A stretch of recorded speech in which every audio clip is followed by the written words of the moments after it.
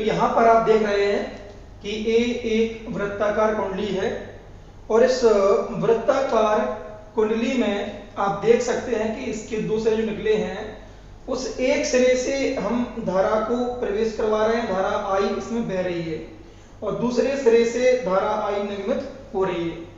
अब यहां पर आप देख सकते हैं कि केंद्र इसका O है वृत्तीय कुंडली का और यहां पर इसकी जो वृत्तीय कुंडली है इसकी त्रिज्या r है।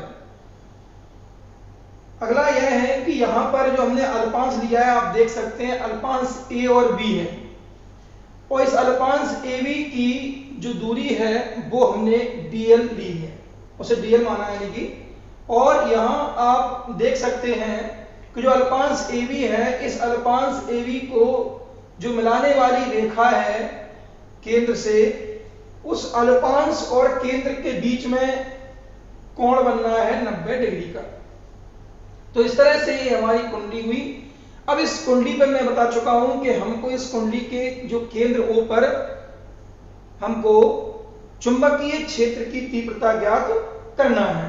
ओके, तो यहां पर चुंबकीय क्षेत्र की जो तीव्रता ज्ञात करने के लिए हमने लिख दिया है पहले से कि हमको बायो-सैवर्ट के नियम का सहारा लेना पड़ेगा। हम बायो-सैवर्ट के नियम के उपयोग के द्वारा ही ये निकालेंगे। तो बायो-सैवर्ट का जो नियम है उसके नियम के अनुसार कुंडली के अल्पांश, ये अल्पांश है A और B से, जो A से B तक वो अल्पांश है, अल्पांश dl, हमको अल्पांश का बताना पड़ेगा, दूरी क्या है dl के कारण केंद्र O पर, यहां केंद्र O पर हम निकाल रहे हैं चुंबकीय क्षेत्र की तीव्रता। तो पहले हम लिखते हैं कि बायो-सैवर्ट का जो नियम है वो क्या होता है, dv बराबर μ0/4 पाई I dl sin theta upon r square. Okay, अब यहां पर आप देख सकते हैं कि यहां थीटा का जो मान है वो थीटा की वैल्यू क्या है, चूंकि थीटा की वैल्यू क्या है 90 डिग्री। अब अगर यहां रखते हैं हम थीटा का मान तो क्या हो जाएगा sin 90, और sin 90 इक्वल क्या होता है फ्रेंड्स, sin 90 का वैल्यू होता है 1, क्या 1। तो यहां हम वैल्यू रखते हैं फटाफट, तो dv equal μ0/4 pi into I dl sin 90 degree upon r square. इसके बाद आप देख सकते हैं dv इक्वल क्या हो जाएगा μ0/4 पाई इंटू यहां sin 90 का मान 1 हो गया तो क्या हो जाएगा I dl upon r square. Okay friends, थोड़ा नोट डाउन करिए इसे। अब आगे आप देखें, इसके बाद आप देख सकते हैं क्या कि यहां पर जो समीकरण आ चुका है इस समीकरण के लिए हम नाम दे देंगे समीकरण 1। अब हमें चूंकि पूरी कुंडली की बात करना है, क्योंकि अभी मैंने अल्पांश की बात की है, अब पूरी कुंडली की अगर बात करेंगे तो यहां लिखना पड़ेगा, क्या लिखना पड़ेगा, अतः संपूर्ण कुंडली के कारण, क्या लिखना पड़ेगा, अतः संपूर्ण कुंडली के कारण, हम लिख देते हैं अतः संपूर्ण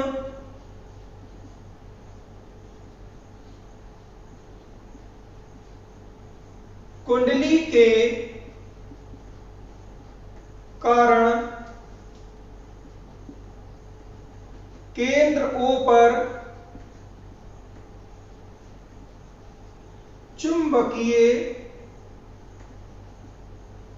क्षेत्र की, चुंबकीय क्षेत्र की तीव्रता बताइए, बताइए अब तीव्रता क्या होगी, हमको इसका क्या करना पड़ेगा, हमको इसका समाकलन करना पड़ेगा या फिर इसका समीकरण निकालना पड़ेगा।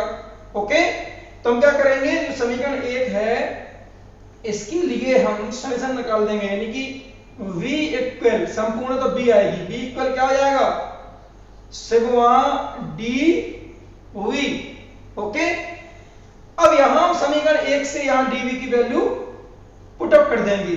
जैसे ही हम पुट अप करेंगे तो क्या हो जाएगा μ0/4 से क्या किया b बराबर सिग्मा dv में dv का वैल्यू रख दिया, तो अभी डीवी का वैल्यू क्या प्राप्त किया था हमने, mu 0 upon 4 pi ITL upon R square. Okay, ये हमने प्राप्त किया था। अब थोड़ा और आगे करते हैं इसको, है ना। तो B इक्वल क्या हो जाएगा, करिए इसको आगे। यहां पर समेशन के अंदर से जो वैल्यू कांस्टेंट है, निश्चित हैं, वो फ्रेंड्स बाहर निकाल लेंगे, क्योंकि बाहर निकल जाएंगे।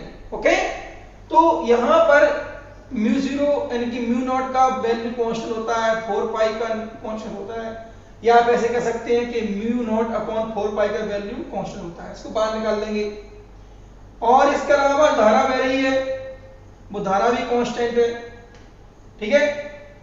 अपॉन में आर स्क्वायर भी, त्रिज्या का वर्ग भी कांस्टेंट है, तो केवल अंदर क्या बचेगा, सिग्मा डीएल। ओके, अब इसको आगे बता रहे हैं आपको कि आप सीख लें कि चूंकि अगर हम सिग्मा डीएल की वैल्यू प्राप्त करते हैं, तो फ्रेंड्स जो सिग्मा डीएल है वो सिग्मा डीएल यानी कि डीएल केवल इतना है, और सिग्मा का अर्थ है पूरी कुंडली को अपने, जो हमने अभी बताया था कि हमने इस कुंडली को इसी तरह AB की तरह बहुत से अल्पांशों में बांट लिया है। इसको मान लेते हैं कि हमने इसको बटा हुआ मान लिया है, किसमें, बहुत से अल्पांशों में। अब सभी जो अल्पांश है उन अल्पांशों को अगर हम ऐड कर दें तो क्या बन जाएगी, पूरी परिधि बन जाएगी। तो सिग्मा डीएल का अर्थ क्या है, समस्त अल्पांशों का योग, ऐड, तो पूरी परिधि बन जाएगी। परिधि बन जाएगी तो वृत्त की परिधि क्या होती है, 2 पाई r, यानी कि सिग्मा डीएल बराबर क्या हो जाएगा, 2 पाई r। समझ में आ गया होगा फ्रेंड्स। तो यहां हम सिग्मा डीएल की वैल्यू पुटअप कर देंगे। तो सिग्मा डीएल की वैल्यू पुटअप की, देखिए तो क्या होगा, I upon R square multiply to sigma DL का वैल्यू आ गया 2 पाई r। ओके फ्रेंड्स, इसके बाद हम क्या करेंगे, b बराबर क्या करेंगे, हम गुणा कर देंगे इसमें। तो म्यू 0 यानी कि mu naught upon 4 pi, mu naught upon 4 pi into क्या आ जाएगा, 2 पाई, ये r से कट जाएगा, तो क्या बन जाएगा, 2 पाई i अपॉन r। इसकी इकाई क्या होती है फ्रेंड्स, इसकी इकाई होती है न्यूटन प्रति एम्पियर, न्यूटन प्रति एम्पियर मीटर। ओके, ये फ्रेंड्स आपका सूत्र आ गया। जल्दी से नोट डाउन करें, हम अभी इसको n फेरों के लिए बताएंगे।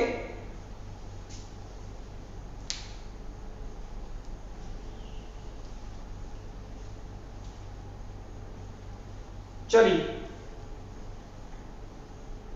नीचे का नोट डाउन कर लिया होगा आपने।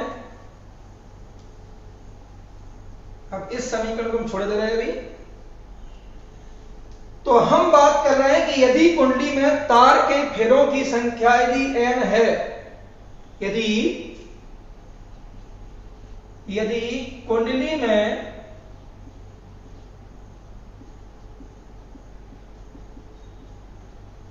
तार के